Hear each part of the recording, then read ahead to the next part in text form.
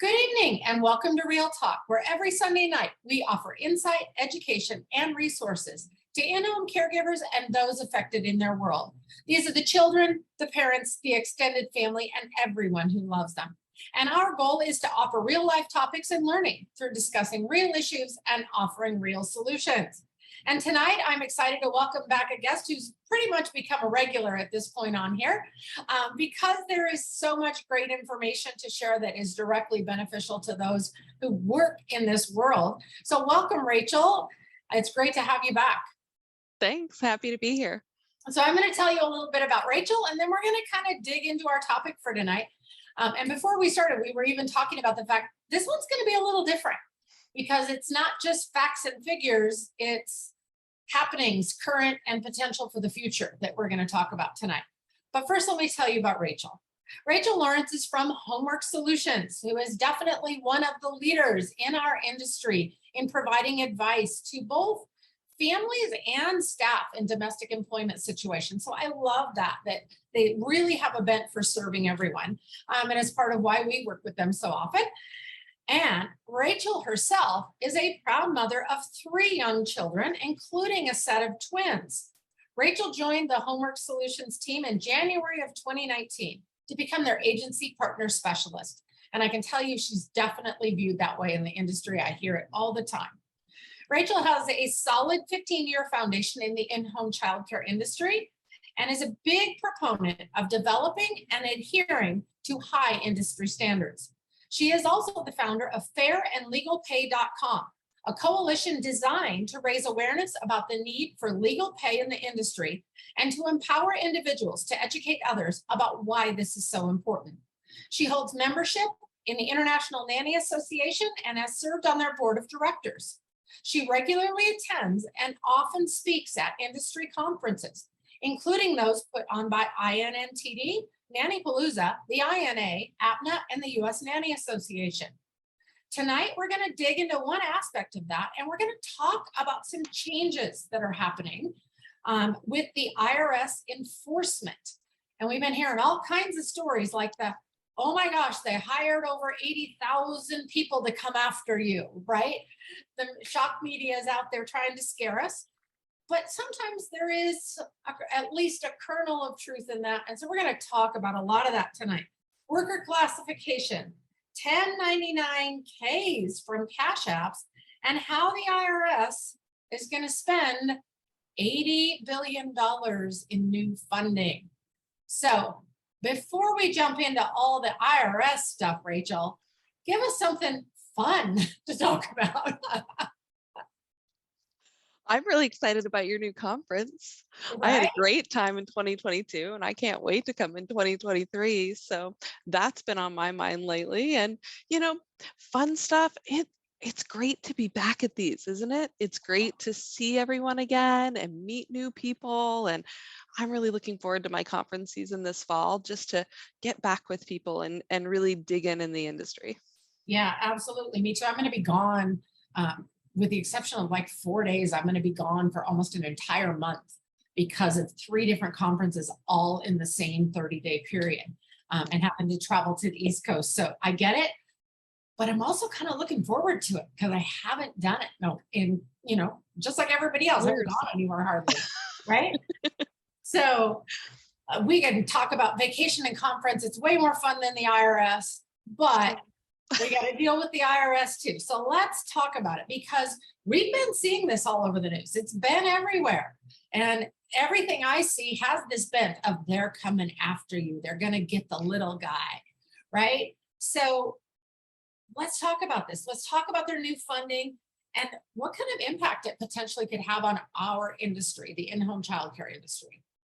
Yeah, I have the luxury of having a job where I get to talk about something that scares people every day. It's the IRS and taxes. So it's like Halloween all the time. But basically, you hear the IRS, you hear enforcement. There were even some funny missteps, right? Where they said must be willing to use deadly force in some of their job descriptions because they are, agents of law enforcement. But so yeah, it gets a lot of hype. Right. But there is a kernel of truth to things, not so much to be scared of as to be thoughtful about.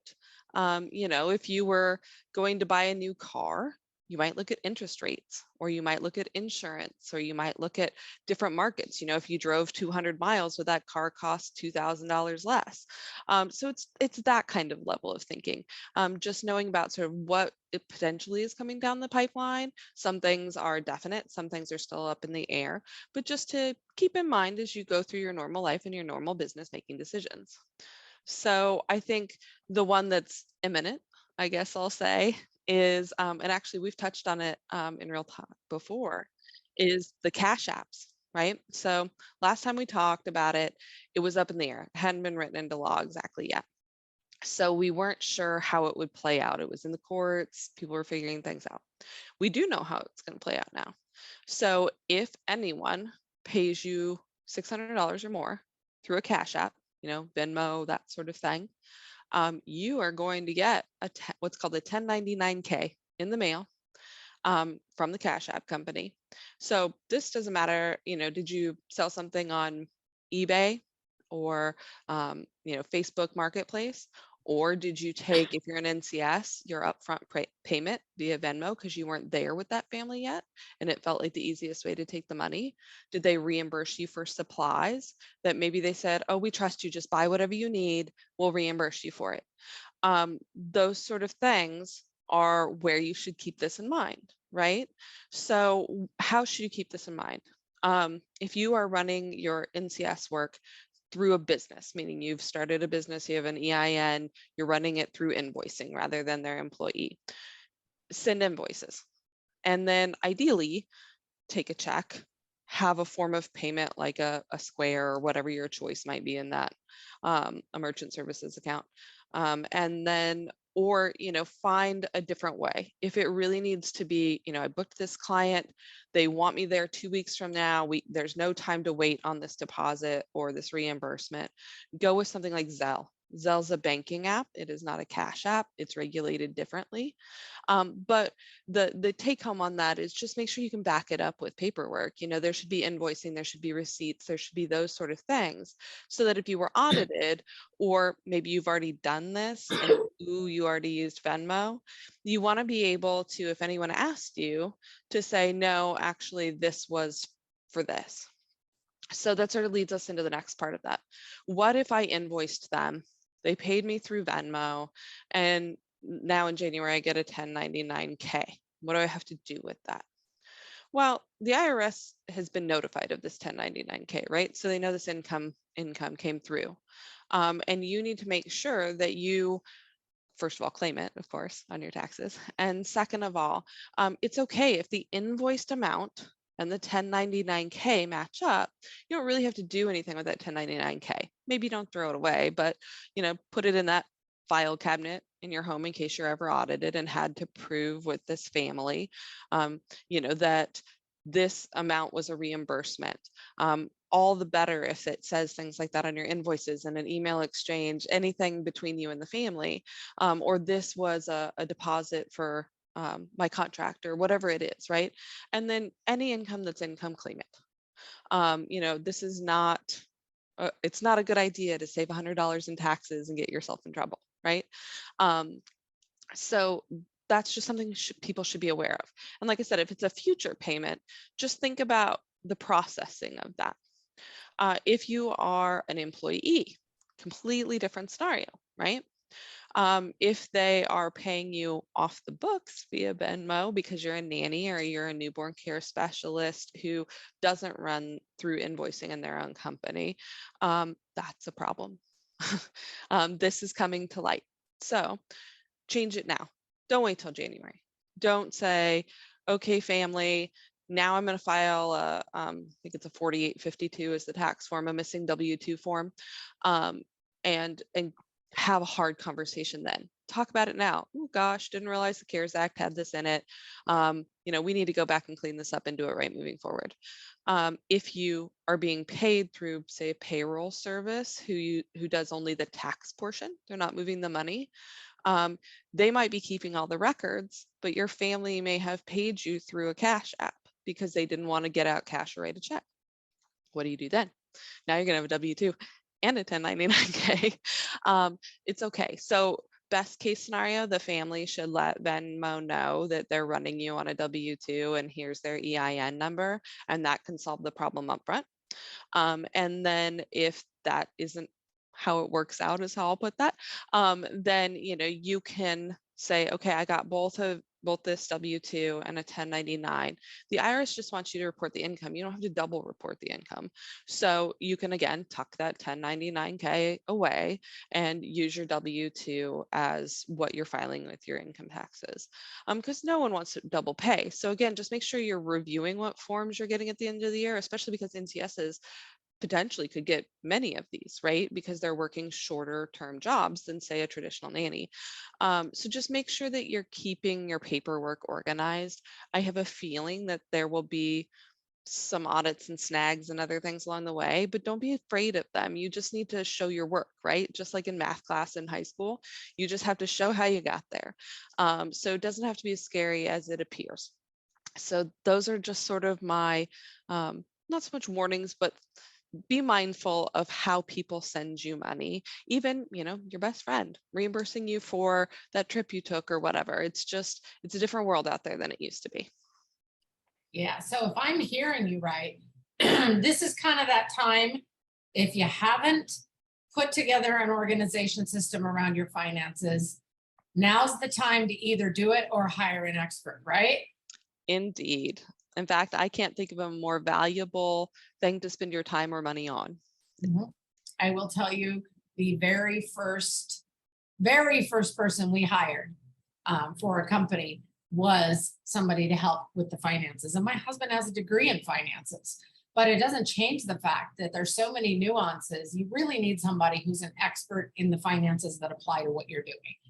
Uh, and Absolutely. I tell people all the time that they'll say, well, my CPA doesn't know this, or they told me this.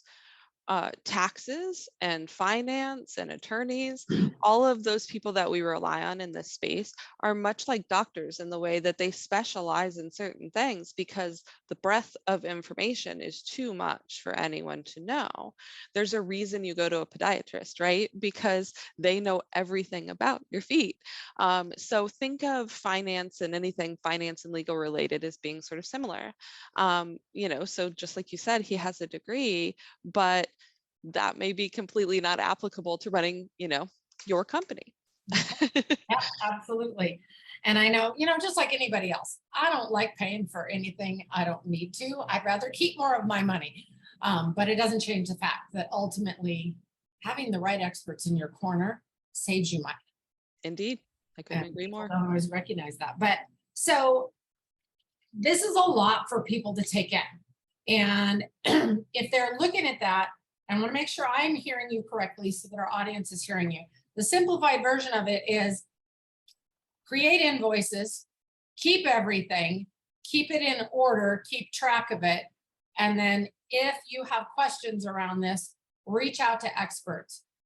But I did want to double check two things with you, Rachel, on this.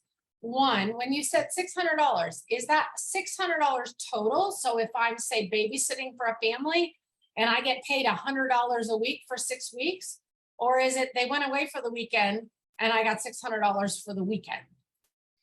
Or is it Yeah. both? So what's interesting is that there's different scenarios in play here, right? Like there are different thresholds for withholding different taxes, but it doesn't mean people can just throw money around willy-nilly, right? Someone is your employee or you're paying a business from dollar one. As far as like injury goes, that's a really good one to sort of use the example with. Nanny or NCS's first day on the job. Let's say she's your employee. She trips and falls down the stairs. Doesn't matter if you've crossed any tax thresholds. It wasn't about taxes. It's about the fact that you're paying someone who's in your house who just had an accident. Similarly, if she set it up as a business, that's going to play out differently, right? Because she was working for herself or for her company when that accident happened. So different people's insurance is going to come into play here, or different entities' insurance, maybe I should say, is going to come into play. And that's what I try to make sure that people understand is that it's not sort of one law that is, or even one government entity that is running the show here. There's a spider web of things that kind of come in and mesh together. And so you really have to think about this big picture, right? So, you know, most, just to throw out some numbers, um, she's your employee from $1. If she's your employer, you're working with this business and paying them money from $1. Um, from sort of the labor law perspective and insurance perspective and things like that. But you're not hitting things like unemployment thresholds usually until about $1,000 paid out.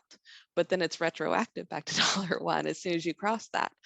So then you have to go back and claim unemployment and pay those taxes in. Same for the FICA tax threshold for Social Security and Medicare. It's $2,400 this year. Well, so then you sometimes end up with people between these two things, right? Where they need to be reporting for unemployment, but you don't have to withhold Social Security and Medicare from their check because they haven't gotten to that threshold. So I think people want a very clean answer as to a number, right? 600, 1,000, 2,400. But the truth is you're just moving through different stages, I guess, with that. So yeah, it's cumulative and it can become retroactive when you cross certain thresholds. Okay, good to know. Good to know. And did I hear you correctly that you said if you're going to take money electronically, and it's not an ACH, obviously, but if you're going to, Zelle is a safer option. Can you expand on that just a little bit, if I heard that correctly? Yeah, so the CARES Act really was talking about certain aspects of the finance world and banking world. And my guess is banks had a pretty good lobby and the cash apps didn't. Is, you know, who will know what happens behind closed doors exactly. But so it didn't regulate banking infrastructure. So I don't believe it regulated wires. It didn't regulate the banking apps like Zelle. So they're just regulated differently financially than a cash app. Um, you know, Venmo's the one everyone thinks of. There are other ones, of course. And so the law just doesn't apply to Zelle. So always I would say, don't use Zelle to hide things that you should not be hiding. But if you have a moment where you need to get someone money electronically, it's a banking app. It's sort of no different than wiring in that capacity. So it's just a way to move money from one bank account to another rather than from one human to another. Okay, good to know. So before we wrap up, what about other government agencies? Is there anything out there that we need to know? Any new news and things to think about? Yeah. So this week, again, this is the one we're sort of feathering out now that we have some legislation. We're figuring out how it affects everything and getting some clarification. But so the Inflation Reduction Act and this new money going to the IRS, this $80 billion, is getting a lot of press, right? We kind of touched on that before. What does it mean really though for our space? Right now, what it looks like is they're really going to step up enforcement where they see red flags. So they're going to have more people on the ground, right? There's more people that have an hour to look over some case files and say, wait, I don't understand why that person claimed a dependent care tax credit, but doesn't seem to have any list of an employee or a daycare or something like that. Gosh, we didn't catch that the first time round. Maybe we need to pass that on for an audit. Also, there's just generally going to be, I think, and there has been slowly for years, especially in different places like New York, New Jersey, California, where they are stepping up enforcement of worker classification. And this is going to add gasoline to that fire, I guess is how I will put that. So you're going to see more questions like, why was this person 1099? They don't look like a 1099 independent contractor to me. They look like an employee. So was this person misclassified? I also think that the caregivers and employees are getting more savvy in all of this as things come out in the news and they read and they think, you're right, I'm really not an independent contractor, or I really am an independent contractor. They're going to sort of figure that out too. And to some extent of jobs past, whether, it's this year, a couple of years ago, people who incorrectly paid too much tax or not enough tax are going to start feathering that out and maybe doing something about it.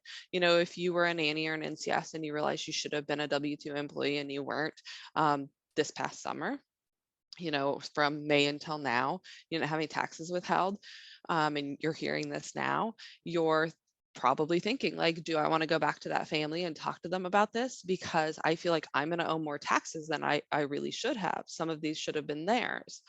And a lot of that will be tough decisions, right? It'll be relationship based and things like that. But the more people know, the better they can do moving forward too. So I just think there's going to be a lot of chat about this in our industry, you know, in Facebook chats and other things, as people sort of figure out what to do about anything they already did this year, or what to do moving forward. And then, of course, there's a social advocacy piece that's been sort of brewing through all of COVID, where people are taking a real stand, just I guess I'll say, on our industry as to I don't know exactly how to say it, that the way that they're being paid qualifies them in some capacity as a worker. So they say, wait a minute, I've been being paid under the table, which makes me feel not like a professional, like they don't respect the work I do. And the work you do, of course, is some of the most important work in the world, right? Makes all of their work possible, as Agent Pooh always says. So I think some of that is also causing change in just perception, where they say, wait a minute, I never thought about that. I really shouldn't take that money under the table because I'm telling someone else it's okay to think of me that way. So I see a lot of movement in different spaces. And I think cumulatively what will happen is by about February next year, because of just timing of taxes and filings and things, this is going to really come to the forefront, and there's going to be a group movement in certain directions. Yeah, I agree. I think there's a lot of change coming. You know, it's exciting to see it finally happen, because I've been advocating for a lot of this stuff for years. I still advocate for it, as you do. It's exciting to see change coming, but change is always a little bit frightening. So I really appreciate you taking the time to come on, share more with our audience from your bank of expertise. It's always such an invaluable resource to our industry. So thank you, Rachel. I really appreciate you joining us. Sure, yeah, we'll keep our eye on everything. Thanks for having us. For sure. And thank you for joining us tonight on Real Talk. If you have any questions around this topic, or pretty much anything else related to domestic taxes and employment, put them in the feed and tag Rachel Lawrence, Newborn Care Solutions, or Homework Solutions. We'll all make sure that you get answers. And of course, you can rewatch this along with all of our other segments and find our other educational content by going to newborncaresolutions.com and clicking on the education tab. And all of our Real Talks are also up on our YouTube channel. Just put the information in the search engine and it will come up for you. Thanks so much for joining us, and have a great night.